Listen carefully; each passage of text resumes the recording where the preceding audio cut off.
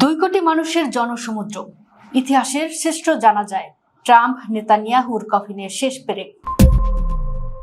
তপ্ত মরুর আকাশ ফুঁড়ে আজ যেন এক মহাপ্রলয়ের সুর নেমে এসেছে তেহরানের বুকে।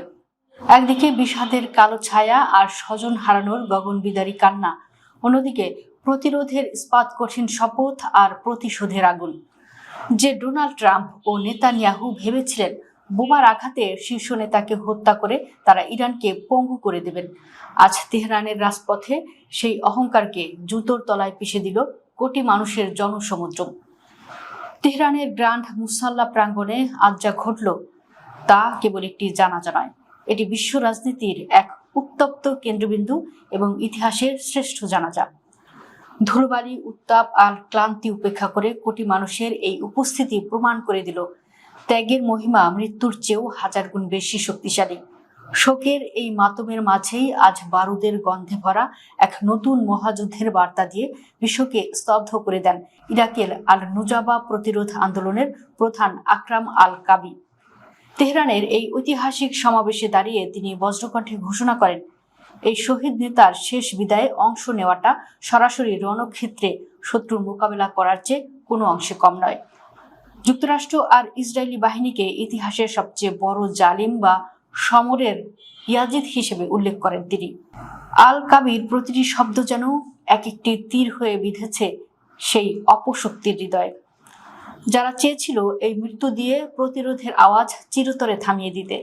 যখন তেহরানের গ্র্যান্ড মুসাল্লা থেকে কোটি মানুষের কণ্ঠে একযোগে আমেরিকা নিপাত যাক আর ইসরায়েল ধ্বংস হোক ধ্বনি প্রতিধ্বনিত হলো, তখন তা আক্ষরিক অর্থেই মধ্যপ্রাচ্যের বাতাসের গতিপথ বদলে দিল।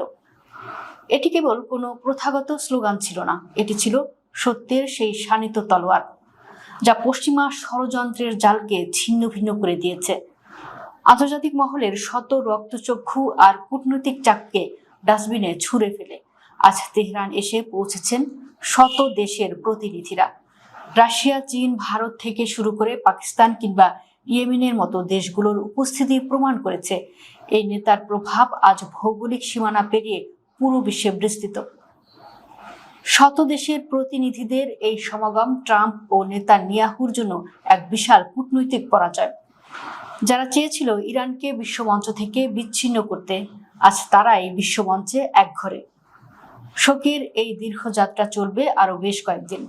রাজধানীর এই শোকাবহ পরিবেশ ধীরে ধীরে স্থানান্তরিত হবে মাশহাদের দিকে, যেখানে ইমাম রেজার পবিত্র মাজারে চিরনিদ্রায় শায়িত হবেন এই অকুতোভয় নেতা। আজ বিশ্ববাসী পরিষ্কার দেখছে, তেহরানের আকাশ আজ যে অশ্রু ঝরাচ্ছে তা মূলত ভবিষ্যতের ধেয়ে আসা এক প্রবল ঝড়ের পূর্বাভাস। ঘাতকের বোমা হয়তো তার শারীরিক উপস্থিতি কেড়ে নিয়েছে, কিন্তু তার রেখে যাওয়া আদর্শ আজ কোটি মানুষের রক্তে মিশে গেছে। এই জনসমুদ্রের গর্জনেই বলে দিচ্ছে শহীদরা মরেন না, তারা কোটি মানুষের হৃদয়ে অমর হয়ে বেঁচে থাকেন। শুরু হয়ে গেছে সাম্রাজ্যবাদীদের পতনের চূড়ান্ত অধ্যায়।